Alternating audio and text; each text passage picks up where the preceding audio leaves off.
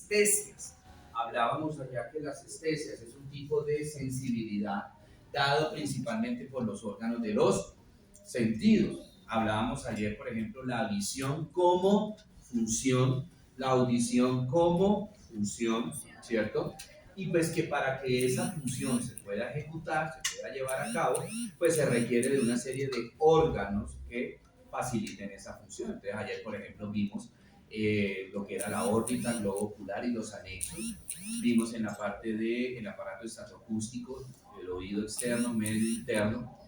Y a nivel de la lengua ahora para la parte de la estesia del gusto, ¿cierto? Recordemos que la lengua es un órgano muscular que está recubierto por una mucosa. Esa mucosa recibe el nombre de mucosa gustativa. ¿Por qué? Porque precisamente ahí es donde vamos a encontrar los receptores para lo que es la sensibilidad somática general y la sensibilidad especial. Vamos a ver ahorita cuando veamos la parte nerviosa que la lengua tiene también las dos tipos de sensibilidad, la somática general y la especial. Veremos entonces quién me da cada una de esas sensibilidades. ¿Sí? Bueno, eso del desarrollo no, embrionario no, porque ustedes no ven.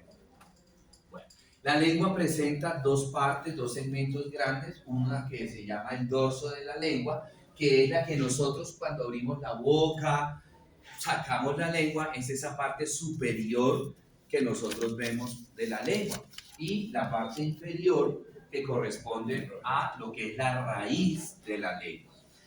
Importante en este dorso de la lengua, que hacia la parte posterior del dorso de la lengua encuentro una estructura en forma de letra V que va a recibir el nombre de V lingual, o también la puedo llamar surco terminal. Ese surco terminal me divide el dorso de la lengua en dos, en una región anterior que es bastante grande y en una región posterior que es pequeña. Características que tanto en la parte anterior como en la parte posterior del dorso de la lengua voy a encontrar unos receptores nerviosos a partir de los cuales se va a iniciar la parte de la sensibilidad especial. Esos receptores nerviosos reciben el nombre de papilas gustativas. Nosotros vamos a tener 4 tipos de papilas gustativas. Cada una de estas papilas tiene la función de percibir un sabor específico, ¿sí? Entonces, tenemos que en todo el borde lateral, en la parte anterior de la lengua, en todo el borde lateral, voy a encontrar unas papilas que reciben el nombre de papilas foliadas. Luego, hacia la parte central medial, voy a encontrar un segundo tipo de papilas que se van a llamar las papilas filiformes. Y finalmente, en toda la parte central medial de la lengua, encuentro las papilas fungiformes. ¿Sí? Eso es en la parte anterior. Fungiforme, por la forma que tienen, como de un hombro. Ahora, el surco terminal es quizás donde se ven mejor los receptores nerviosos. ¿Por qué? Porque ahí tenemos el último tipo de papila, que son las circunvaladas. Las circunvaladas son las que me están formando la V lingual o las papilas, la V lingual o surco terminal. ¿Correcto?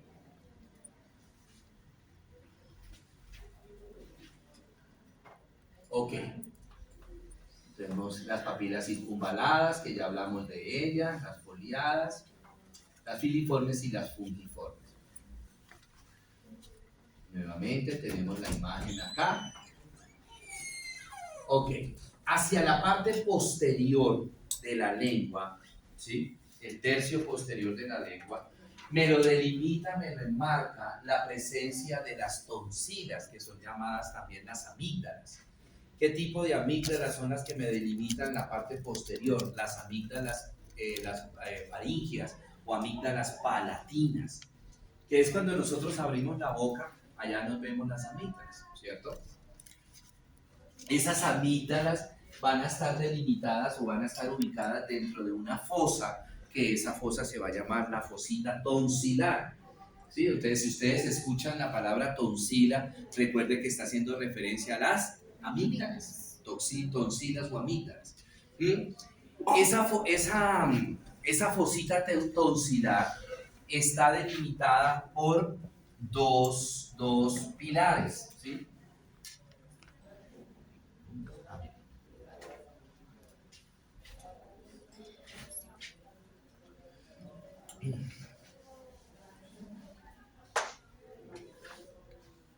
Viene una cosa así.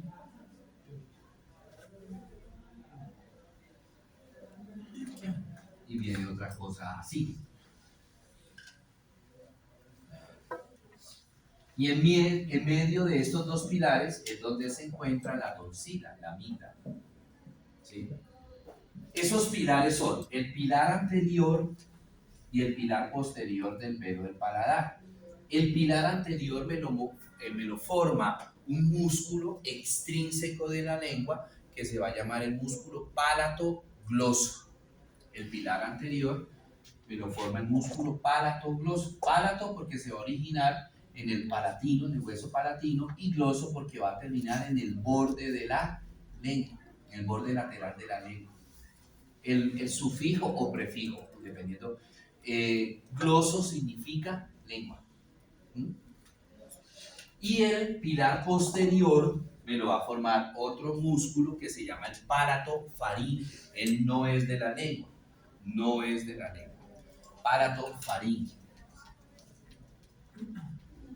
Entonces acá veo el músculo pálato gloso y acá el músculo pálato faríngeo. Muy bien. Ahora, la cara inferior, donde está la raíz de la lengua, tiene una particularidad, que yo voy a encontrar un repliegue de mucosa. Voy a encontrar un repliegue de mucosa que se va desde el piso de la boca hasta la cara inferior posterior de la lengua. Y ese repliegue de mucosa recibe el nombre de frenillo, el frenillo lingual. A los lados de ese frenillo lingual voy a encontrar una de las tonsilas o amígdalas, glándulas salivares mayores, que son la glándula sublingual. Esas dos prominencias que ustedes ven ahí al lado del frenillo, es el frenillo, son las amígdalas sublinguales, y debajo de esas amígdalas sublinguales están las otras amígdalas que son las submandibulares, pero ahí no las puedo ver, ¿sí? Solamente puedo ver las amígdalas sublinguales. Ese frenillo tiene la función, como el nombre lo dice, frenillo, como de frenar el movimiento de la lengua. Limita los movimientos de la lengua, ya sea la protrusión, ya sea la retracción, la elevación, el descenso, lo que sea, ¿sí? En algunas ocasiones, algunos pacientes tienen el frenillo muy pequeño, ¿sí? Entonces no permiten como el movimiento mucho de la lengua. Y son esos pacientes que uno los escucha lenguisopa, ¿sí? El carro. O sea, no permite la vibración de la lengua para decir carro, ¿sí? Porque el frenillo es muy pequeñito, entonces no deja que la lengua se mueva mucho, sino que la limita mucho el movimiento, ¿sí? Entonces son esos pacientes que vuelvo y les digo que tienen la lengua y pegados, que también llama a uno vulgarmente, el carro, ¿sí? Y no es que se confundan, sino que no pueden pronunciar, pues obviamente es muy bien la R, ¿sí? Y parece que pronunciaran una D o parece que pronunciaran una L, ¿cierto? Entonces, este tipo de pacientes que uno los detecta desde pequeñitos, cuando el niño, pues no tanto cuando el niño comienza la dicción, o sea, no tanto cuando el niño comienza a hablar, sino cuando ya tiene más o menos hacia los 5 o 6 años, que ya tienen un lenguaje fluido, los puede detectar a uno que de pronto el frenillo no les permite mover muy bien la lengua. Entonces estos niños, uno los envía a terapia del lenguaje. ¿Por qué? Pues que este frenillo tiene ¿qué? Pues fibras musculares lisas. Y como músculo liso, ¿sí? Entonces se puede, digamos, como ir distendiendo esas fibras musculares. Entonces, a través de una serie de ejercicios que les ponen ahí en terapia del lenguaje, esas fibras de músculo liso se pueden ir elongando para que vaya poco a poco permitiendo más el movimiento de la lengua.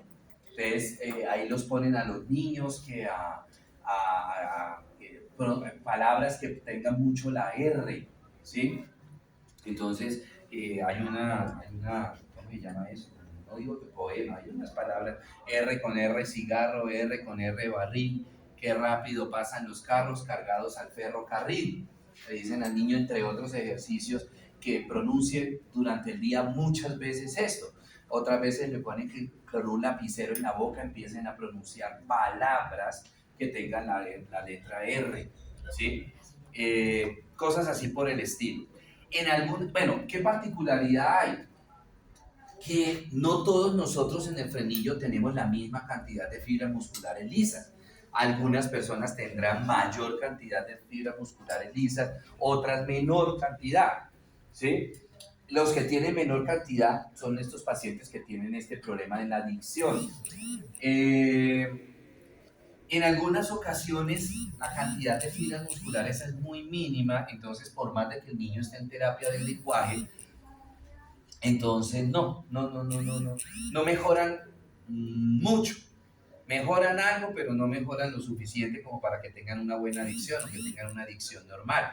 Entonces es cuando hay que hacer cirugía y cortar ese frenillo, ¿sí? Hay que cortar el frenillo, hay que hacer lo que se llama la frenectomía. Se corta el frenillo y pues ya no hay nada que detenga la lengua del movimiento de la lengua. No hay nada que detenga ya el movimiento de la lengua. ¿Por qué? Porque quitamos el frenillo, ¿cierto? Sí tiene, obviamente tiene sus efectos secundarios. ¿Por qué? Porque ellos ya entonces no hay quien detenga la lengua, entonces pueden presentar movimientos muy exagerados de la lengua. En algunas ocasiones esos pacientes tienen problemas en la deglución, no pueden deglutir muy rápido. ¿Por qué? Porque como la lengua, acuérdense que en la deglución la lengua participa, ¿cierto? No solamente moviendo los alimentos cuando están en la boca, sino ya en sí en el proceso de deglutir, ¿verdad? Entonces la lengua, por el movimiento que nosotros adoptamos en el momento de deglutir, o sea, de tragar, ¿sí? La lengua ayuda a evitar que el bolo alimenticio se vaya todo completo hacia la orofaringe, hacia la parte posterior del velo del paladar. Entonces ahí es donde fácilmente el paciente pues, se le va a ir mucho el bolo alimenticio, que puede generar cuadros de que se atore, por así decirlo, ¿sí? Eso sería como el efecto. Robert. Profe, una pregunta, ¿una persona tartamuda es debido a la lengua o es algo más? Es neurológico. El problema es neurológico. Obviamente se inicia a nivel neurológico, pero acuérdese dónde se va a manifestar. Es en la parte de la lengua, ¿no? En la parte de la lengua. Pero el problema radica a nivel neurológico. ¿Y eso tiene cura? La tartamudez sí, también les ponen tratamiento, les ponen terapia del lenguaje y les ponen también tratamiento psicológico para saber qué es lo que está pasando en ese niño que está en la tartamudez. En la gran mayoría de los casos son problemas psicológicos de nerviosismo, miedos que, ¿sí? Entonces miedo, nerviosismo, ¿verdad? Espere que me acuerdo el nombre de eso. Miedo, nerviosismo. Bueno, se me va en este momento la palabra que es, pero son como situaciones no resueltas para el niño. O sea, que uno diría, ¿cómo así? Que una situación no resuelta en un niñito de 3, 4, 5 años, pues hay que mirar. Para eso pues está la parte de los psicólogos infantiles que miran a ver qué de pronto pudo haber pasado en el niño, en ese proceso de que ya el niño empezó a... Sí, algo más o menos parecido. Algo pasó que el niño no logró resolver en su proceso de crecimiento y eso le genera ese temor, ese miedo, esa ansiedad. ¿Sí? Perdón, antes de que hable. Algunos psicólogos también dicen que, y a través de pruebas, porque no necesariamente tiene que ser ese tipo de problemas, ¿no? Miedos, ansiedad y eso, no. Algunos psicólogos hablan que es que el cerebro de ellos va muy rápido, demasiado rápido, que no, y la lengua no va a esa misma velocidad, ¿sí? Y entonces por eso presentan el tartamudeo. Entonces tienen que determinar, a través de una serie de pruebas, tienen que determinar cuál es la verdadera causa de la tartamudez del niño. Si es un aspecto negativo o por el contrario, que el cerebro, no digo que sea superdotado, no, sino que la velocidad, la agilidad mental con lo que ellos piensan es muy rápida y baja toda esa información que no puede la lengua, digamos, como darle la respuesta para que en la medida que vaya llegando toda esa información inmediatamente salga. Entonces por eso se enredan al hablar. Disculpe un momentito que es que yo veo un poco la cámara. No sé. Bueno, perdón, alguien iba a preguntar, señor. Profe, ¿eso lo pasa en los niños pequeñitos o también las personas? En los grandes también. Hay personas que, por decir un ejemplo, normal, hablan normal. En ellos sí es un problema psicológico. En las personas grandes. En los adultos, sí. Es un problema en la persona, no digo adulto o grande, sino también, por ejemplo, en los adolescentes o en los niños grandes. Cuando es digamos, esa causa, de que el cerebro va a millón, es desde pequeñitos que se les ve eso a los niños. Cuando es un problema psicológico se puede presentar desde pequeñitos o se puede presentar en cualquier momento de la vida. Entonces aquel niño o aquel joven o aquel adulto que tuvo algún trauma severo, ¿sí? Que no está tipificado y a raíz, a consecuencia de eso, queda con su proceso de tartamudez.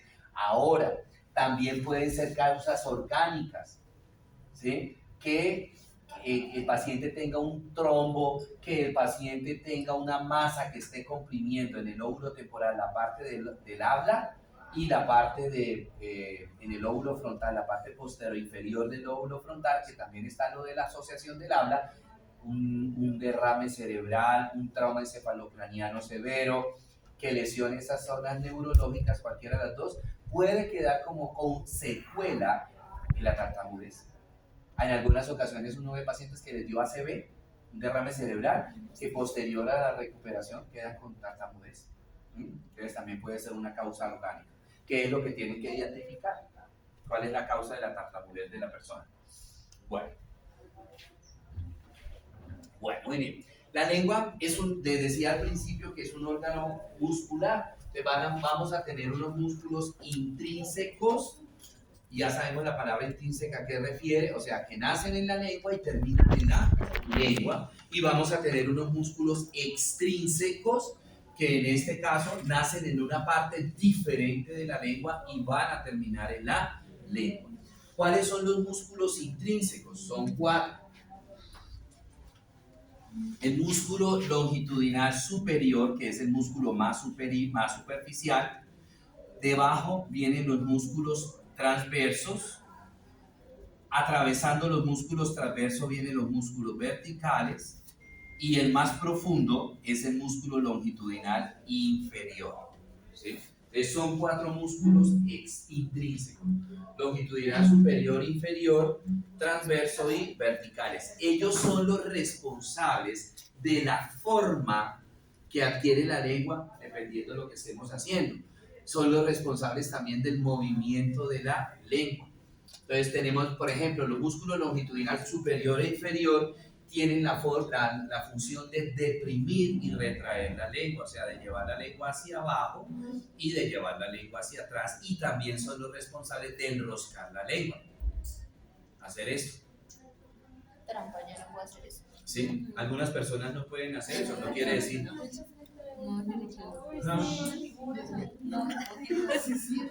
Muy bien, el músculo transverso, que es el que está debajo del longitudinal superior, tiene la función de alargar y estrechar la lengua, o sea, de la protrusión de la lengua, cuando la sacamos. Entonces, cuando nosotros sacamos la lengua y la llevamos hacia adelante, la lengua también se angosta un poquito. Esa función la tiene el músculo transverso de la lengua. Y finalmente tendremos el músculo vertical, que es el que me está atravesando de arriba hacia abajo al músculo transverso. Él también va a aplanar la lengua y ensancha la lengua. Por ejemplo, cuando el movimiento que se hace cuando, por ejemplo, uno va a comulgar, te saca la lengua y la aplanamos y la ensanchamos. Profe, ¿no se puede jugar con la lengua? Sí, Eso era claro, lo que porque te es iba a un preguntar músculo, se ahorita. puede relajar mucho. Por ejemplo, cuando las personas se desmayan, ¿sí? La lengua se le va hacia atrás. Y Cuando tapa la tiene vía los aérea. ataques de Tapa la vía aérea. epilepsia. Muy bien.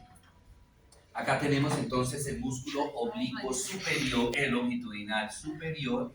Acá vemos el músculo vertical, vemos también los músculos transversos y acá está el músculo longitudinal inferior. Muy bien. Estos de acá abajo ya son los músculos extrínsecos, que lo vamos a ver ahorita. Los músculos extrínsecos. Son 4 también. Entonces, primero, el músculo geniogloso. El músculo geniogloso, no sé si se acuerdan, por ejemplo, que el hueso maxilar inferior hacia la parte de la cara lingual tenía 4 espinitas, que eran las apófisis genio, 2 superiores, 2 inferiores. En las 2 superiores se origina el músculo geniogloso y en las 2 inferiores se origina el músculo genioideo, ¿sí? Pues ese músculo geniogloso o genigloso es el que se origina en las apófisis geni superiores y va a terminar a nivel de la lengua. Tenemos ahora otro músculo, el músculo hiogloso. Significa que o se origina a nivel del hueso hioides y va a terminar en la parte, en el borde posterolateral de la lengua. Ese es el geniogloso.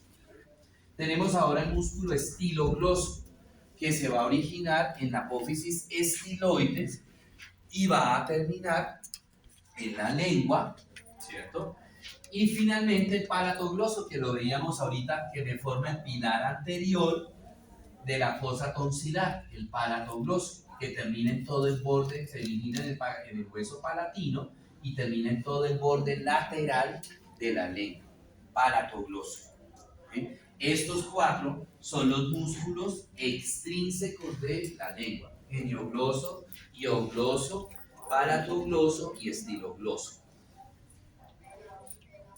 Bueno, aquí nuevamente tenemos entonces el músculo geniogloso, el músculo hiogloso, el estilogloso y pues aquí se ve un pedacito del palatogloso, que debería venir así, el palatogloso.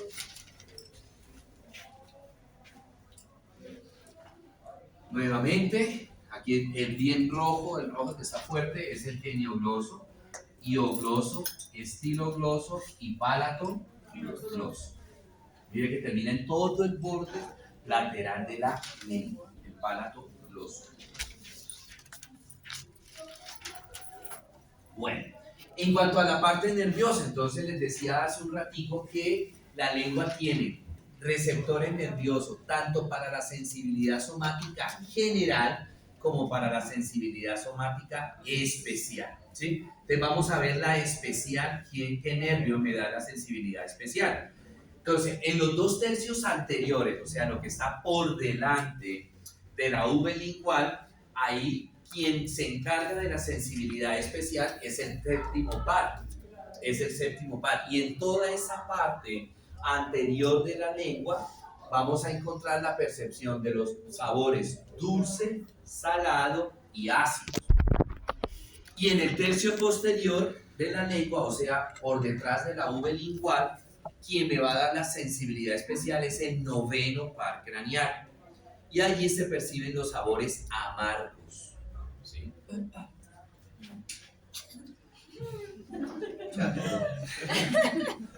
Bueno, ahora la sensibilidad somática general, o sea, tacto, presión, dolor, temperatura, propiocepción, ¿cierto? Entonces me lo va a dar el 5º par craneal. La parte de todo esto son las aferencias, ¿no? Porque es sensibilidad, son aferencias. El 5º par, que ese 5º par, específicamente la rama lingual del 5º par, que ese 5º par me va a ayudar, esa rama lingual me va a ayudar junto con el dental inferior a formarme la rama, la V2, o sea, la rama maxilar del quinto par craneal, ¿sí? Y también va a estar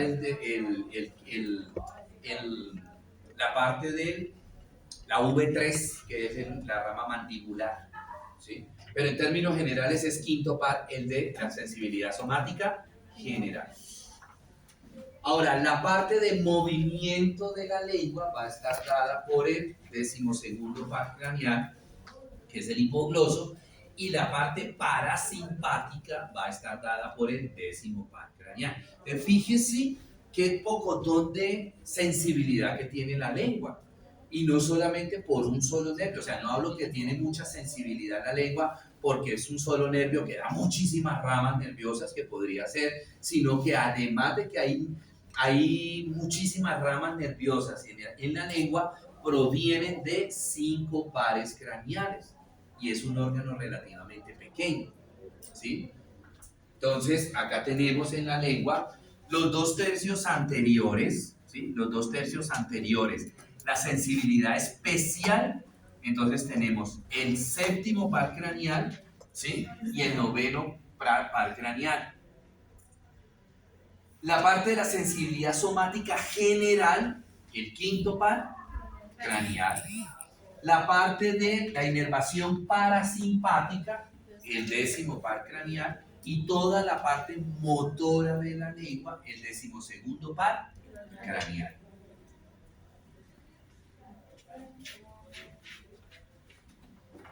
Ahora, en cuanto a la percepción de esos sabores para la sensibilidad somática especial, entonces en el borde de la lengua, en la parte, en el tercio anterior y lateral de la lengua hacia la V lingual, se van a percibir vamos a tener las papilas filiformes, ¿sí? Las papilas filiformes que me van a percibir los sabores ácidos. La punta de la lengua vamos a tener en la percepción de los sabores salados y por detrás vamos a tener la percepción de los sabores dulces y por detrás de la V lingual encuentro los sabores amargos y el resto de la parte de la lengua es donde se van a percibir los sabores que se llaman umami. Los sabores umami son la mezcla de sabores que hoy día se ven muy frecuentemente. Entonces, que las costillitas agridulce o las alitas agridulces, agrio y dulce, ¿sí? Ahí se van a percibir esos sabores que son umami. Por ejemplo, tenemos ya dulce salado, el mango. Al mango le echamos sal, ¿sí? Se van a percibir ahí. Todo lo que sea mezcla de sabores, combinación de sabores, se van a percibir en la región central de la lengua, que son los sabores umami, ¿sí? Los sabores umami. Bueno, aquí tenemos la parte nerviosa, ¿cierto? La parte nerviosa, que ya la hemos hablado. ¿Listos? Bueno, muy bien. Preguntas, dudas, inquietudes, chicos. Profe, esas personas que cortan la lengua a la mitad, no le están en ningún vaso. Claro, claro. Pero es una cirugía, entre comillas, es una cirugía normal. Es una que pierden percepción de sabor, claro que sí. ¿Por qué? Porque acuérdense que en la punta se van a percibir sabores y aquí esto te la corta en la lengua para que quede nítida. ¿Sí? Entonces va a haber una zona que van a perder la percepción de sabores. Si esa persona no puede tratar como hacemos nosotros a veces, voy a probar algo con la puntica, porque no tienen la punta. Y la percepción de sabores, por ejemplo, dulce y salado, se disminuye en esos pacientes. ¿Por qué? Porque cuando abren y quitan una porción, tanto de la parte anterior de la lengua como hacia atrás. Entonces, esa percepción de sabores dulce y salado, en ellos se va a perder, se disminuye. No digo que se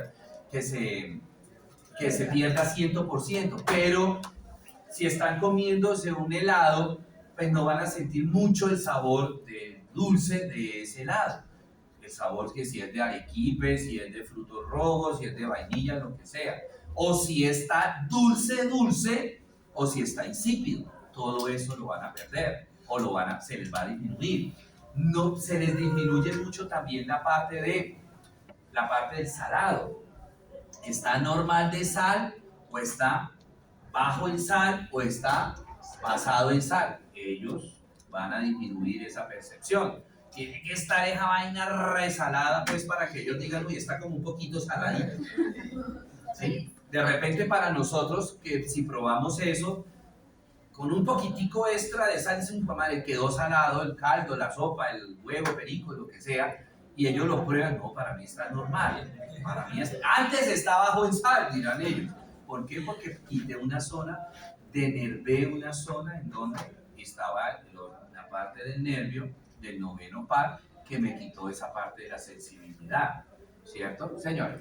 Profe, cuando por ejemplo en el COVID fue uno de los síntomas fue que se les iba el sabor, ¿a qué se debía? Lesión neurológica en cerebro, la interpretación, ¿sí? Ahora, estas personas, no solamente estoy hablando de la sensibilidad especial, también pierden la somática general, ¿sí? Van a perder, en la zona que quedó, de aquí y acá que quedó, pierden sensibilidad para tacto, presión, dolor, temperatura y propiocepción. Entonces, se pueden quemar ahí esa vaina y no sienten. Profe, el movimiento les queda igual. No, el movimiento sí queda igual. El movimiento sí queda igual. Lo que pierden esas personas es sensibilidad especial y sensibilidad somática general. ¿Sí? Igual, simplemente que el piercing es más localizado, porque es el punzoncito, nada más, que no alcanza a lesionar, pero el resto de zona alrededor del punzón queda bien, ¿sí? Entonces, en ellos no se afecta, yo diría que nada, ¿sí? Profe, y las personas que la lengua, digamos, he visto que se las parten en dos, pierden alguna sensibilidad. Es esa la que La que estábamos hablando ahorita. Bueno, muy bien. Listo, chicos. Pregunta.